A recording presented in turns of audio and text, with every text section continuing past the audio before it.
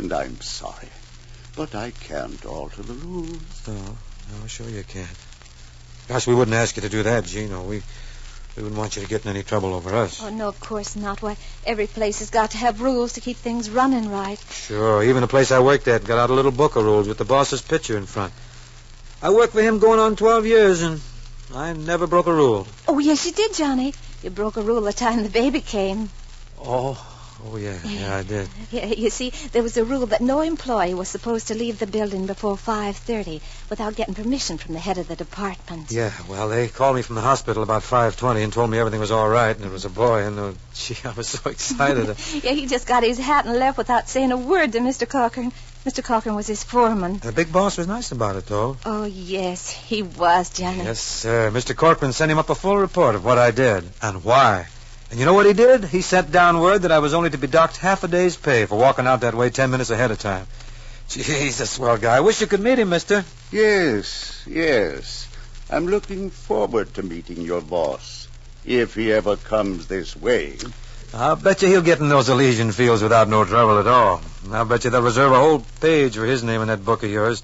Yes, sir, he's a big shot. I guess you had kind of a quiet laugh all to yourself when you thought about two people like us trying to get into a grand place that's sort of reserved for big guys like him. No, I didn't laugh, Mrs. Smith. I guess we better be moving along and not take up no more of your time. Gee, I guess I've been talking your arm off and keep him from doing something important. I was just about to leave when you came along. Oh, you're closing up for the day? There'll be no more wanderers on this road until tomorrow. I hope. Well, good night, my friend. Good night. Good night, mister. The place you seek is just beyond. Thanks, thank you. We'll rest a while and then get started.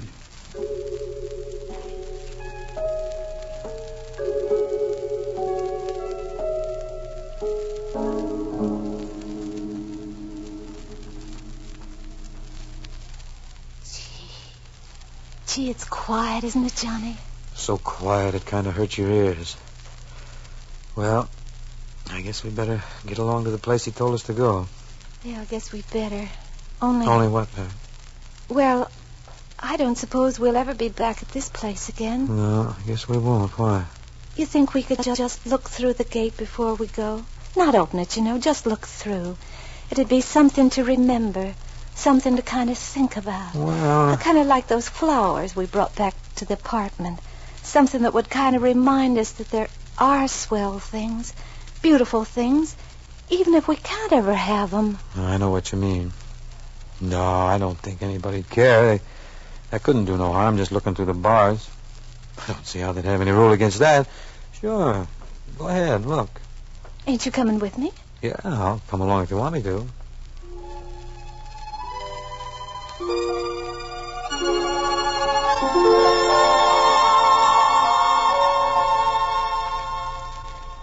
Gee, it's so pretty it sort of takes your breath away. Yeah, it's all right.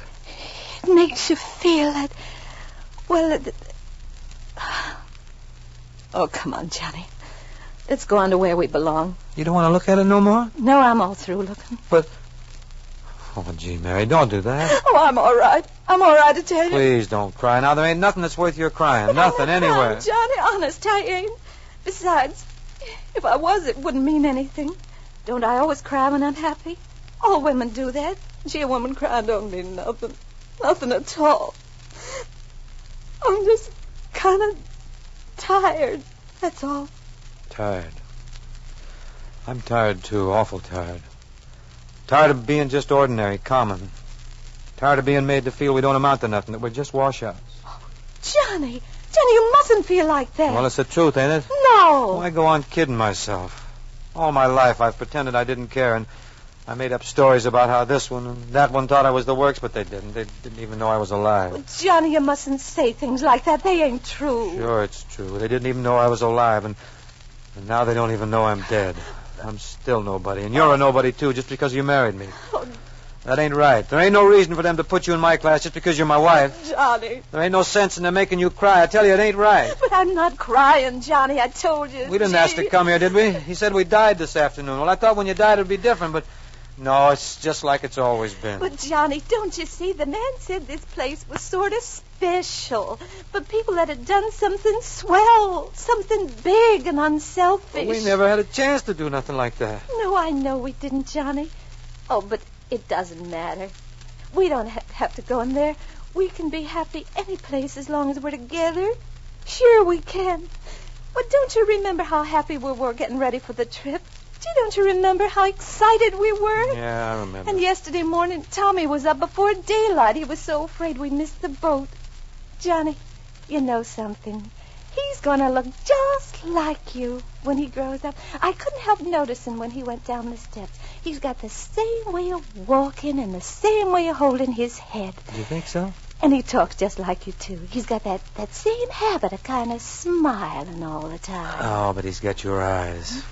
Hey, he sure was excited about going on the boat, wasn't he? Oh, he didn't talk about nothing else for days. Remember how his eyes stuck out when I came home and told him how I'd got honorable mention in the Limerick contest and they was giving us the boat trip clear up to Boston? Do you think I could ever forget it? You know what he did? He showed your name in the magazine to all the kids in the neighborhood. Did he do that? Yeah. Gee, I guess if he saves it, he can prove to everybody that his old man wasn't a dumbbell, can't he? Well, I guess it ain't everybody that gets his name in a magazine. That one that goes all over the country like that one. It was in great big type, too. J. Smith, honorable mention.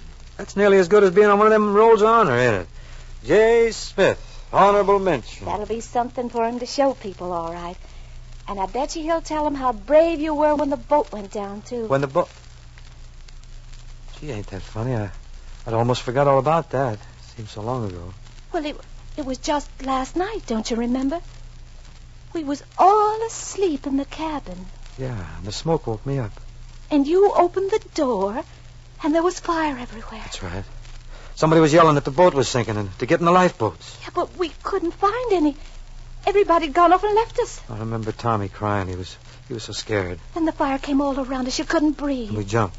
You had Tommy in your arms. In the water, it was terrible cold. Oh, like ice. It made you numb all over. We started to swim for the lights on the shore. Oh, there was a terrible long way off. Too far, I guess. I used to be a good swimmer, but I got kind of tired. Well, you was holding us both up, Johnny and me. Oh, gee, I don't see how you ever got as far as that life preserver. Gosh, I was glad to see that floating on the water. If it had only been a boat or something, we could have all held on to it till somebody came along and picked us up. But even I could see the one life preserver couldn't hold all three of us up. They're only made for one. Gee, didn't we have a time getting Tommy into it and fixing it so it wouldn't come off? He didn't want us to leave him, did he? No, but he promised he wouldn't cry when I asked him not to and told him we were both going for help, and he kissed me goodbye, Johnny. He kissed me right here on the forehead because the life preserver kept me from getting close to him, see. Gee. I didn't mind dying, did you? No. I wasn't afraid because I knew he'd be all right. Sure. That's it. Nobody minds dying. Not for somebody they love. Sure they don't. Besides, we aren't dead, Johnny, because Tommy's still living, and he's us, you and me together. Sure, only he's better than us. He'll grow up to be as big as the love you and me have for each other because he was born from that love. We were just ordinary, but he'll be the kind that'll do some wonderful thing like that gate man said. Something you and me never had a chance to do. Something unselfish and fine. Why, maybe that's why you and me died, so he can do that, Johnny. Sure. Maybe we did. Oh, my children, come on to me. Listen, did you hear somebody speak, Johnny? No, I didn't hear anything. Those who dwell here with me have given much for your sake, but you have given more than any of these, for you have given all. Don't you hear it, Johnny? It's a voice I've heard somewhere before. Do you not know that I smile on the foolish things of the world, that I might put shame to those that are wise? Do you not know that I choose the weak things of the world, that I might put to shame the things that are strong? Yeah, I hear it, Mary. Only it isn't a voice, it's more like music. I will go before you and make the rough places smooth. I will break in pieces the doors of brass and cut in sunder the bars of iron. Johnny, look! the gate's standing open. Wide open, Johnny. Yeah. I didn't touch it. Honest, I didn't. I hope nobody The opened it. gates never will be closed against such as you. Come unto me, and I shall wipe away every tear from your eyes, and death shall be no more. Neither shall there be mourning, nor crying, nor pain. Can you not hear me? Come. Johnny, the voice, it's speaking to us. It's asking us to come on, to come in the gate. But we don't belong there. That's not our place. Well, maybe not. Maybe we ain't never been anything. Maybe we ain't never done anything. But maybe somebody wants us just the same. Maybe they do, Johnny. Let's go in and see.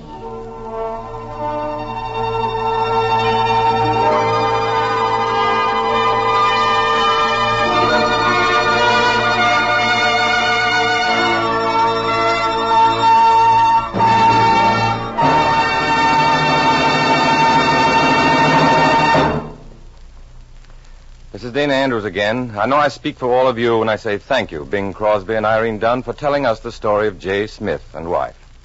You know something? Everybody wants to be rich. I want to be rich. You want to be rich.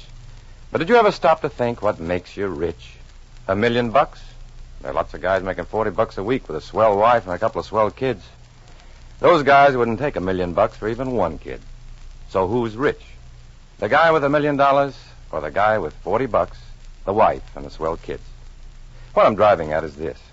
You just can't put a price on what it means to have a family you love and a family that loves you. The right kind of family. Maybe you're a little scared that your family won't grow up to be the right kind of family. But don't worry. You can get insurance against that. The best kind of insurance in the world. Prayer. Family prayer. The family that prays together stays together. The family that prays together is not the kind of family that gets into trouble. You know that. Ask, and you shall receive. You know that, too. So ask. Ask God to help you. He will. That you can be sure of.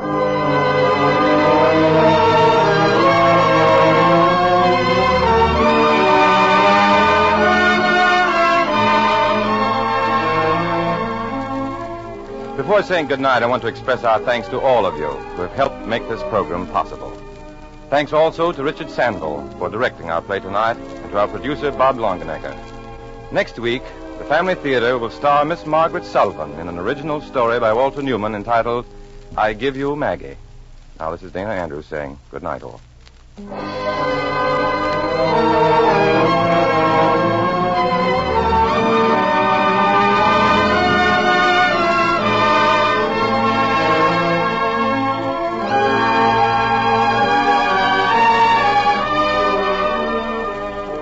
Next week, and in the weeks that follow, you will hear more of your favorite stars, such as Spencer Tracy, Maureen O'Hara, Susan Peters, Rosalind Russell, Ruth Huzzy, Charles Boyer, and Pat O'Brien, in plays written especially for family theater by the nation's leading radio dramatists and directed by the most outstanding directors. This series of the Family Theater broadcasts is made possible by the thousands of you who felt the need for this kind of program, by the Mutual Network, which has responded to this need, and by the actors and technicians in the motion picture and radio industries who have volunteered their services to fulfill it. This program is heard overseas through the facilities of the United States Armed Forces Radio Service.